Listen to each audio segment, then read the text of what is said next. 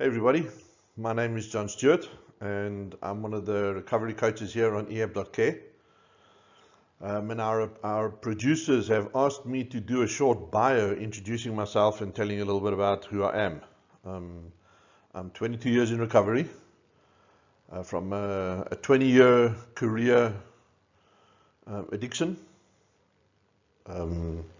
I ultimately ended up being addicted to crack and heroin, although I've done most drugs that were available back then. But it was crack and heroin that brought me to my knees.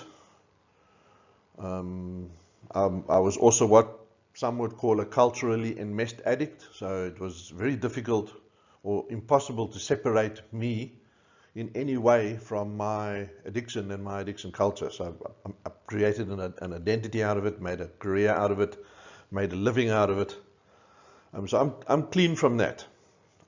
Previously, I've been the senior addictions counselor at Bethesda Addiction Treatment Center, an internationally sought after treatment center here in Plettenberg Bay, South Africa.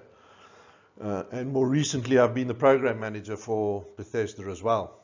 Then COVID came, and we've had to rethink and repurpose and reinvent who we are and what we're doing and what we're offering. And ehab.care is a part of that. Although ehab.care has been in development for a very long time by Colin Garnett, it's started to gain some serious traction now because of the circumstances we're in. Some interesting facts about me. I was maybe 5+ years away from the last time I used before I ever set foot in NA or AA or started doing 12-step program. So where I was drug free for those years.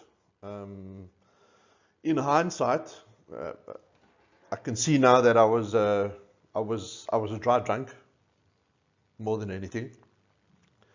The only thing that kept me clean really was, no matter how terrible my current situation was, or how much I was suffering in the beginning, or how hard my early recovery was, it was never worse than what was behind me. That's something I never lost sight of. The pain behind me was never greater than the pain I was in or the pain in front of me. And that's pretty much what kept me clean. My recovery, I think, only really started when I came into a 12-step context. When I met Colin Garnett, he became my sponsor and mentor, and I started doing step work and going to groups and working on my character flaws. I think that's when my recovery really started and my character development started to where I am today. But that's an interesting fact, and it goes against some of the popular narratives. Especially within the AA and NA and the disease model dogma. So 15 years or 16 years, 15 years at Bethesda Addiction Treatment Center. I came up through the ranks. Been studying through most of that time. I've got certificates in addiction counseling. I've got a diploma in addiction psychology. I've got a diploma in trauma counseling. I've got certificates in CBT, DBT, motivational interviewing, and a few others. And I'm busy with a few more still. I've got a couple of certificates on the horizon that I want to do. I'm just waiting for opportunity and finances. And I'll continue my studies. I've worked with many men and women with all kinds of addictions in the last 15 years. Seen many of them go on to long and lasting and healthy recoveries. We've seen a few die. A few of them had to relapse a few times. But for the most part, I think most people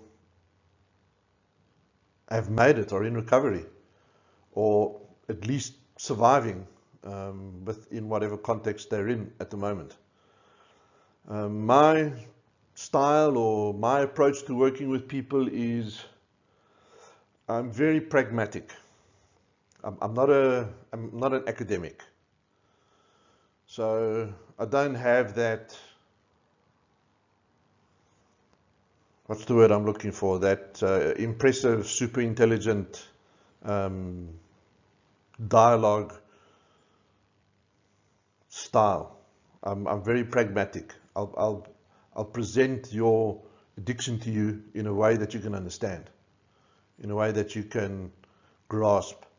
I'll help you to see how severe it is and how big it's become, and get you in touch with the consequences on a much deeper level. So I'm very, I say I'm not an academic, but I'm going to use a very academic word now. I'm very didactic, and very pragmatic. So you'll see most of my content that's going to be up on ehab.care is very didactic by nature. It's aimed to articulate whatever the subject is in a way that you can understand it. Very practical. One of my nicknames has been Papa Bear, and sometimes maybe that's not a good thing, but it comes from my empathy with clients and my ability to connect with people and the therapeutic alliances that I build with people. In one of my studies somewhere, I think it was in the certificate, in the diploma for addiction psychology, there was a quote by one of the people where they said, the modality of treatment you use is not nearly as important as the connection you make with your client. And I really hear that, and I really believe that. And that's something I'm very good at doing. I can make very good connections. I'm an outstanding listener. I've got my own life experience. I've survived my own addiction. I come from a traumatic childhood. There's lots of abuse in my past, mental, psychological, sexual. So I've done lots and lots of work on myself. Sitting here today, I'm obsession free. I know what freedom is. I know what peace is. And I'd love to share that with others. I'd like to, an analogy I use is there's always light at the end of the tunnel.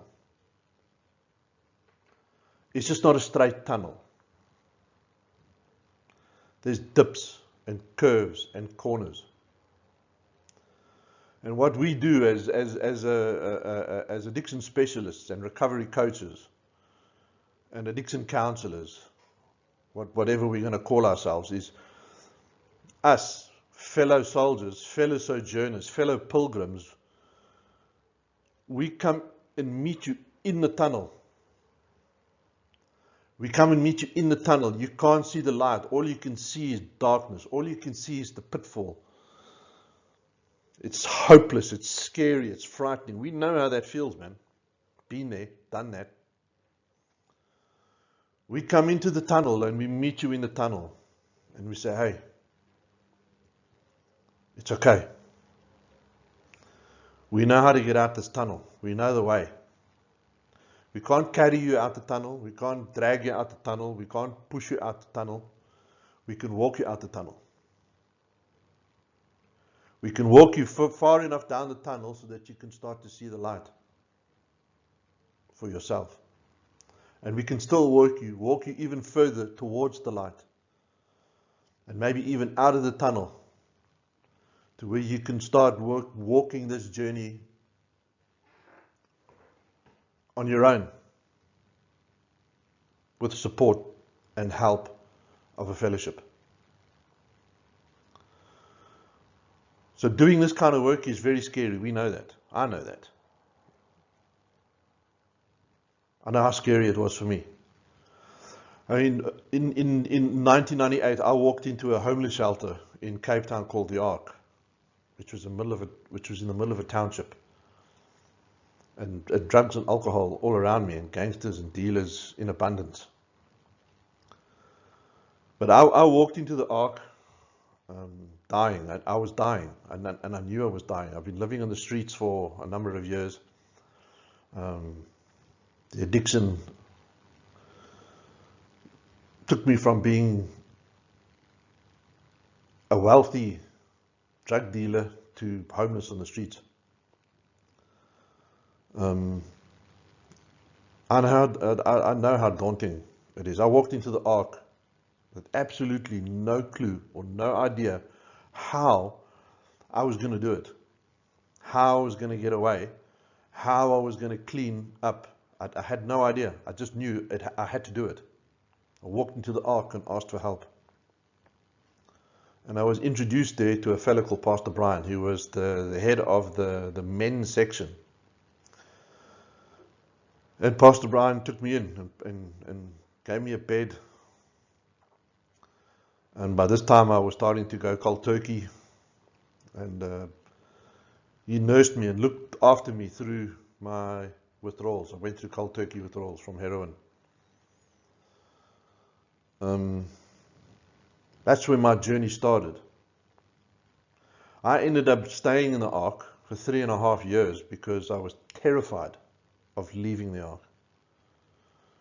After being a career addict, a career criminal, from most of my life, looking out at Joe Normal, at Joe Public, and thinking, how am I going to do that? How am I ever going to be like them? Terrified me. So I created a comfort zone for myself in the ark and ended up staying there for 3.5 years off the back of that fear. And for whatever circumstances, I ended up having to leave the ark, moved into a room. I started renting a room in Fishhoek, Cape Town.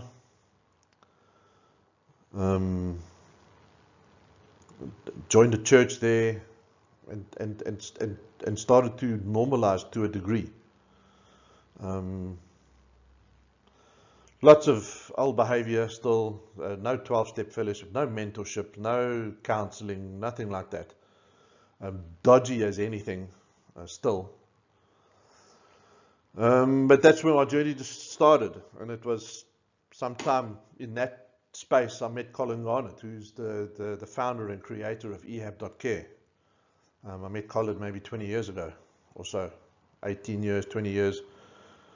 And he saw the potential in me, and he came alongside me. And he started to teach me and mentor me and grow me in myself. And I've never looked back. And I, in turn, have come alongside many and shown them and taught them and mentored them. And many of them are out there living their lives, have overcome whatever obstacles they needed to overcome. So I want to do this work for as long as I can. I don't want to do anything else. I will do this in one way or another, in one shape or another, until I can't do it. Whether it's here on ehab.care or if life takes me in a different direction and I end up somewhere else, it will always be doing this kind of work. And it's because I'm so grateful for what recovery has given me, what God has given me. Really, from what I come from what I come out of, to what I have now, which isn't much. I'm a simple fella. I live a simple life. I've got the basics, TV, car, lekker computer, nice place to stay for now. Don't have much. Happy with what I have. Absolutely content with what I have. Love life. Live in Plettenberg Bay. It's one of the most beautiful places in the world, man. If you ever get a chance to come to Plettenberg Bay, you should come. We keep what we have by giving it away. That's one of the spiritual cornerstones of this fellowship, and I absolutely believe that. And I'm going to give it away in one way or another for as long as I can. So that's me in a nutshell, I guess. I've got loads of experience in counseling, in different modalities of counseling. But more than that, I'm a fellow pilgrim. I know what it feels like to want to be scared. I know what it feels like to feel hopeless and daunted. I know how that feels. So, if we connected at any point, I'll meet you where you're at, man. I'll meet you where you're at. No huge expectations. I'm not going to sit and throw answers at you. Let's just talk. Let's just get into a couple of conversations and see where it goes and take it from there. That's me. Thanks, everybody.